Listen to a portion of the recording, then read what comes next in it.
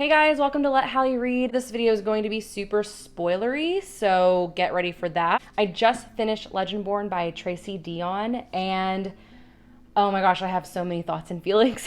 I really enjoyed this book. Definitely not without its flaws and not without questions, but it was really overall a really great read.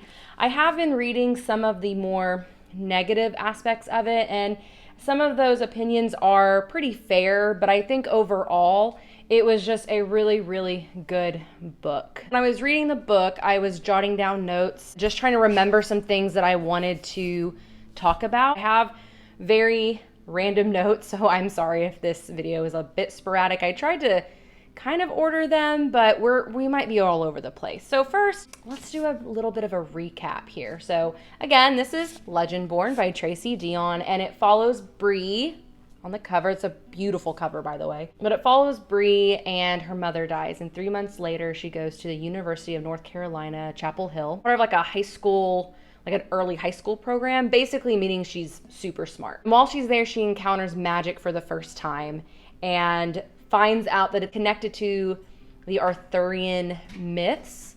And it's really interesting. There's another magic system that gets brought in, which we'll talk about that here in a minute. But she finds out that she has magic in herself, and she really doesn't know how to wield it. And she slowly starts to learn, not just through the order in the King Arthur society, but also in another magic system called rootcraft that we find out about, which was really cool. So let's get into some of the things that I really liked about this book. And I honestly liked most of it. There wasn't a lot I didn't like. And really the things that I wasn't a fan of, it wasn't that I wasn't a fan of it. It was more, I just had questions and I don't feel like they got answered. Although I will say a lot of the questions I had got answered by the end. And then of course we have a big open ending, so I'm so excited. I don't know if the book is going to be a duology or a trilogy.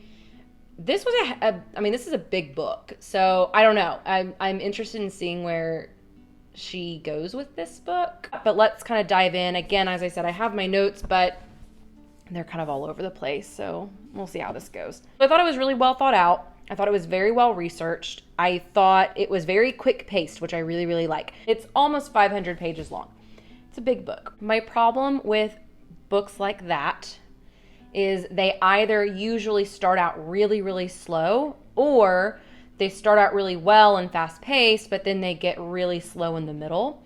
And most of the time, if they're really slow in the middle, I end up not reading the rest of it. This book did a really good job of just kind of keeping the pace throughout. There really wasn't much time for a break. And I know that one of the criticisms I've heard is that the entire plot is done within a week. And I do get that. Like this was almost too fast paced in some areas, because all these things happen. And then she'll say, last week is when all this started. And I'm like, wait a minute, we've only been doing this for a week. It makes it seem like we've been here for like a month or months. So that was kind of strange. I can't really complain too much because I really don't like slow-paced books. I understand that some books have to be a little slow-paced in certain areas to build the context and build the world, or and all that, but I don't know. I'm really big into characters. I like character development more than world building. I know that's probably maybe an unpopular opinion. I love world building, but I'm much more interested in the characters and how they live in that world. So for that reason, I thought that it was really good, and I like the quickness of it. I like fantasies that are set in the real world. I like the different world building too, but I just think there's something really interesting when a character has to navigate the real world versus the fantasy world that they've entered into. Let's talk about more of the specifics. Literally gonna go by what I have listed. So again, I'm so sorry. This is gonna be so random. Let's talk about some characters. I really liked Bree. I loved Nick in the beginning. And I liked him in the end too, but then Selwyn Kane comes in and she just Tracy. At one point I'm reading it And I finished the chapter and I close it and I'm like, why in the world did you make me like him? We weren't gonna like him, and now you've made me like him. What in the world? What is this? So yeah, huge Selwyn Kane fan. I don't know if anyone else feels that way, but I freaking love the guy. Talk about a character transformation. Talk about like a complete 180. And I thought she did it really, really well. I don't know, in the beginning he's not super, super awful, but he's just very like, and you know, his hunting down of Bree and his bugging her was just like, oh my gosh, like, dude, come on. She doesn't know any of the things that you're talking about. So that got a little annoying, but that moment where they were both being chased by the hellhound, and that's the moment where he realized that she is not lying to him. She's not a Shadowborn. And he kind of looks at her and he says like, you know, what are you? And then just kind of the look he gives is like, oh, hello. Hey, we're introducing this new love interest. I usually don't like love triangles too much because, again, I've said this before in another video. In a love triangle, we always know who's going to end up with who. And most of the time, it's not who I want them to end up with. It's hard for me on this one, though, because I liked this one. Because I like Nick, but I also like Sel. A lot of times where I thought, is Sel and Bree having a moment? Are they not? But the way she describes him, and I don't know, like it seems like they are. So yeah, I really like this love triangle. I'm really interested to see where it goes. To be honest, I think she's going to end up with Nick. That's you know, that's always my luck when it comes to love triangles, is they always end up with a person I don't necessarily want them to end up with. Not that I don't love Nick. I really love Nick in the beginning. His introduction was really strong, and yeah, really, really loved him, but he fell a little flat going forward. Halfway through is when we start seeing Sel's and Bree's relationship kind of forming, and then I feel like in that time Nick takes a bit of a back seat. And so, I don't know, I don't feel like he was the same character as he was towards the end. But again, we left it at a cliffhanger, and we'll see where it goes. I'm not gonna lie, there was a little bit of me that was hoping that Nick would end up being the bad guy, just so that I could have an excuse to put Bree and Sel together. I was like, maybe it's him doing all of this. Maybe it's him opening up the gates, and maybe it's him trying to cause Camlin. I was hoping that would be him. It was his dad, which sucks. Which, I mean, to be honest, the reveal of his dad being the bad guy the whole time really didn't shock me. I saw that coming from a mile away. I was kind of hoping that Nick would be in cahoots with his dad.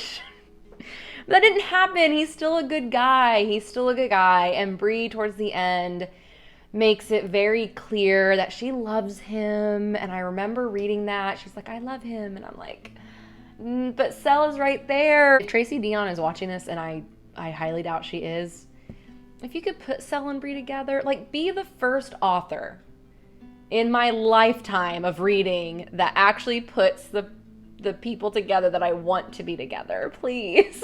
For once in my life. Let's talk about grief.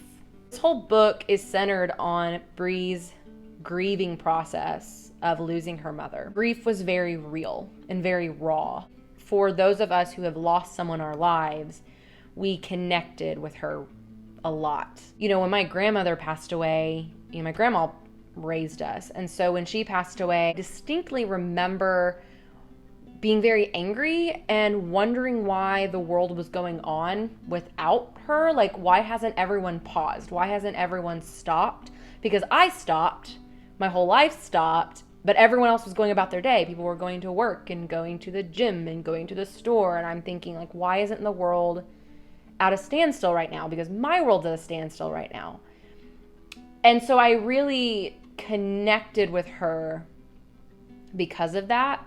I thought that Tracy Deonn wrote about grief so well.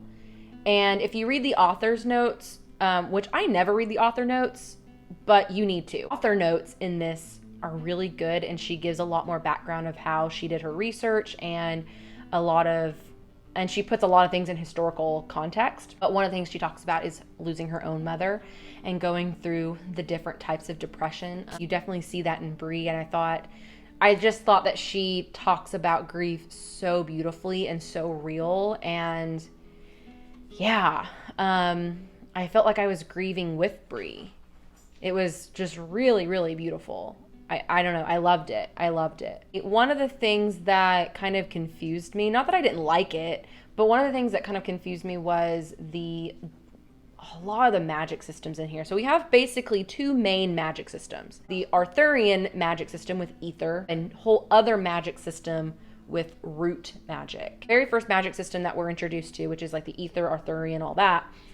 It was a lot. It was a lot. And I had to like go back pages, and I know that there's like a little chart in the back, but I also had to go back and read pages before just to kind of remind myself what was going on and how all of these people are related to one another, or like the Scions and the Squires and the mages and Merlins. And that was a really confusing, like, I don't know. I was just kind of along for the ride, to be honest with you. I would read something and I would have no idea what it was talking about.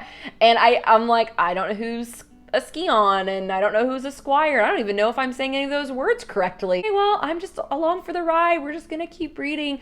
I wanted to trust the writing. I wanted to trust that Tracy was going to get us there and make everything a little bit more clear. And I think she did by the end. I think she did a pretty good job of making everything clear, especially when it came to root magic. So we have root magic, and when it is introduced, I was really, really confused on that one. I know that it has to do with ancestry and ancestral energy coming up, and you can only get the root magic from your ancestors. It is borrowed, and that's like their really big thing, is that it's borrowed, and they really don't agree with the ether people because they take it.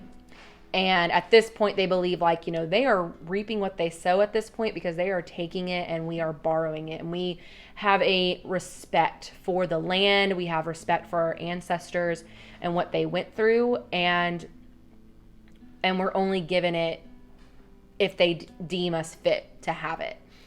And so I thought both magic systems were really cool. And I thought root magic especially was like, I would have really loved to dive into more root magic.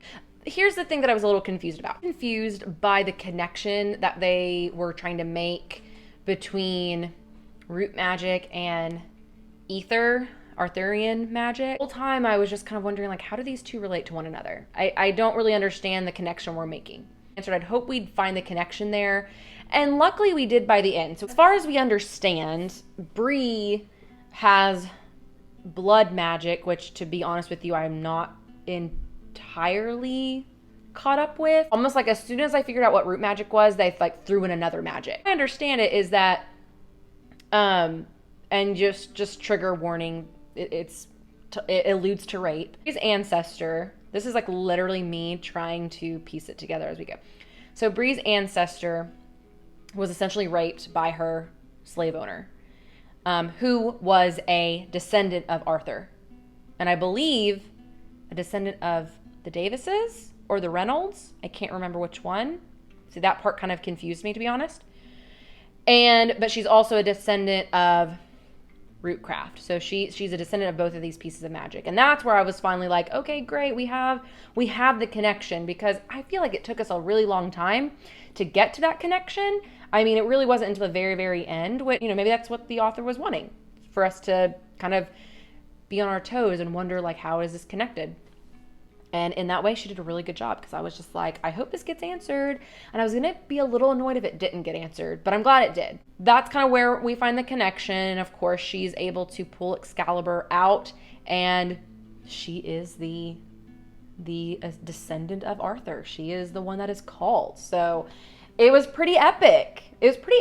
Last scenes with the Legendborn fighting and her finding out who she was, and it was pretty cool. Excited to see where that goes in her second book. That's what I have about Legendborn. I loved it. Like the storyline, the magic was a lot. I will say the magic was a lot. But like I said before, I was just kind of along for the ride. And it allowed me a glimpse into an experience that is not my own. This this is about a person of color, and she's navigating this world, and she's trying to figure out her place in it. I love books that give me a different perspective than my own, and I love books that show me a different experience for somebody else. And so I just really appreciated it. I thought it was really well done. Tracy, write me a sequel. Find Cell Happiness. Thank you for sticking around. I'll see you next time.